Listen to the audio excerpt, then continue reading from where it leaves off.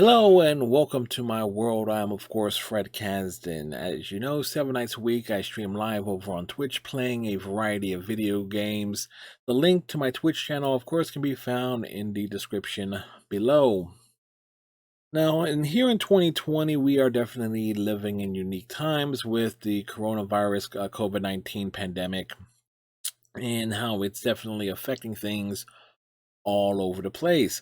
Now, with before I continue on with this, let me say this: in the course of my adulthood, I've been fired once, laid off twice, and I have experienced being furloughed damn near on an annual basis with where I currently work during the day. So, again, I am speaking from someone who's experienced all three things that many people are probably experiencing for the first time in some shape, way, or form.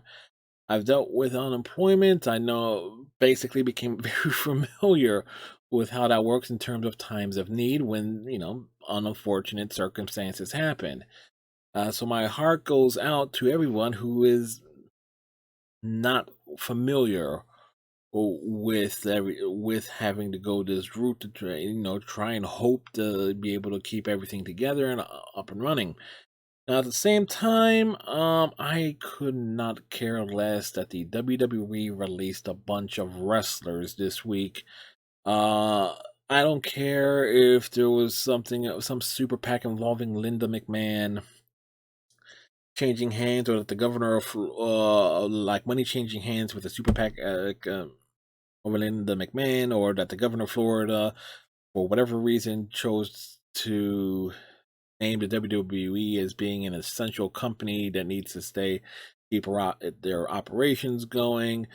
Um, it's all hogwashing bullshit. That in terms of that, the WWE, when you get right down to it, it is a business like any other. And if you look at companies that are more important to the day to day lives for so many more people around this country, one realizes that the WWE was going to let go a lot of people, but the wrestlers are the minor issue here. No, I don't give a damn that Heath Slater, Epico, Primo, Zack Ryder, Kurt Hawkins, Rusev, Sarah Logan, Maria Michaelis, No Way Jose, Leo Rush, and others have been let go.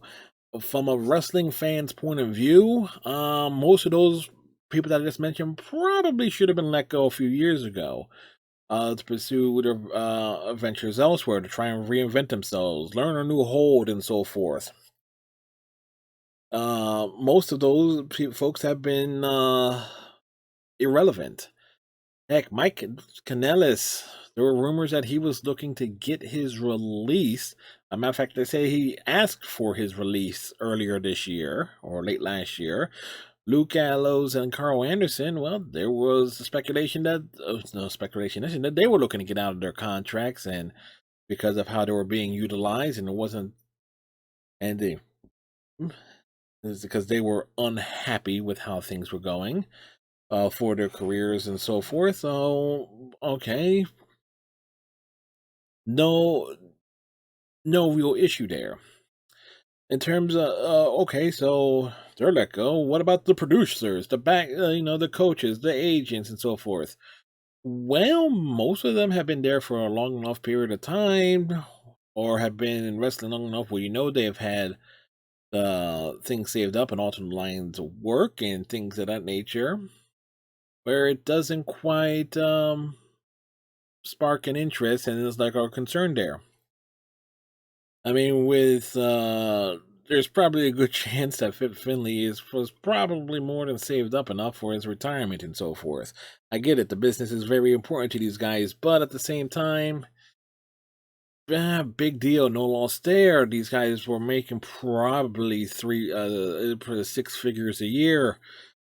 The real concern is, and probably where people like Brian Zane over at Wrestling with Regret lose track of, is the backbone of the WWE, the the people that work in Stamford at the corporate offices, the production staff, the folks that do work for the WWE network with digitizing the library and everything of that nature.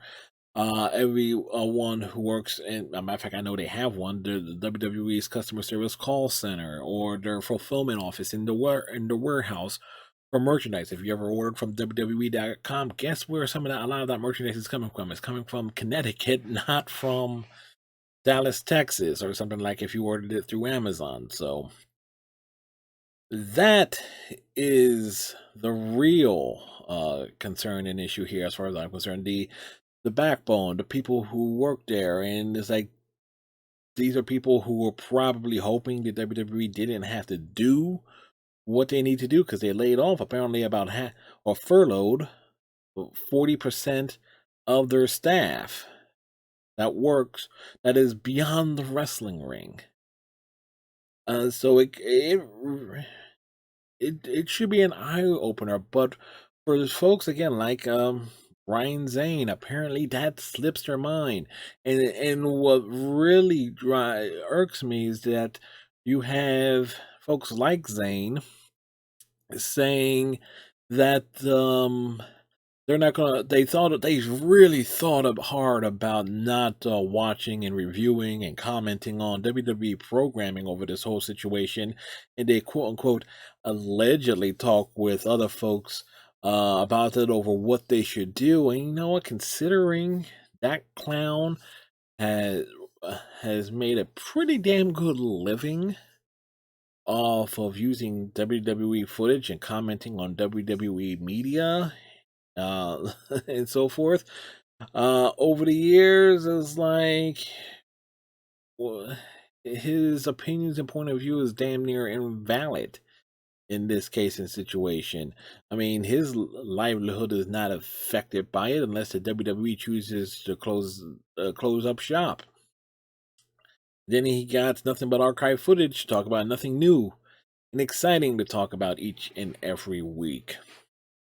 Now, moving on from that, there's a bunch of other idiots saying that all these wrestlers that were like, oh, you know, they're gonna go to AEW. They're gonna get snapped up there. First off, let's consider this: that the AEW is in the same boat as the WWE and is probably thanking the WWE for their political connections to get the governor of Florida saying like things like on closed sets and so forth can be allowed to do production. And so AEW can, get a private, sterilized as possible studio space in Florida somewhere and produce more content and to have in their vaults and so forth. But you think they're going to be hiring new wrestlers at this point in time? Hell no. They're not. It's like they got their own staff, and let's not forget that as a fairly new company, the odds that they've been truly profitable is slim to none. Considering, and let's face it, they can barely beat out NXT on a week to week basis when things were under normal circumstances. And not to mention, how many guys will want to go and play kiss ass to Cody Rhodes and company? Let's keep that in mind there, because some things have been proven time and time again with AEW is that Cody Rhodes is exactly like Dusty Rhodes in that, yeah, he's going to look out for his friends. And how many people that were just let go by the WWE are quote unquote friends with Cody? Heck, he basically went out of his way to extend an offer for to Zack Ryder, who made upset he wasn't going to do anything until things settled down. But it's quite funny there, so that could potentially leave a sour taste in someone's mouth. But circling back the wagons here, the real concern is, of course, those staff members who office workers, warehouse workers at digital media workers and everybody else that works at the WWE. That's the real concern. Extend your heart out to those people, not the wrestlers. Of course, that's just my opinion, and I don't give a fuck if you think I'm wrong. Talk to you next week with hopefully something different to talk about. Have a good one.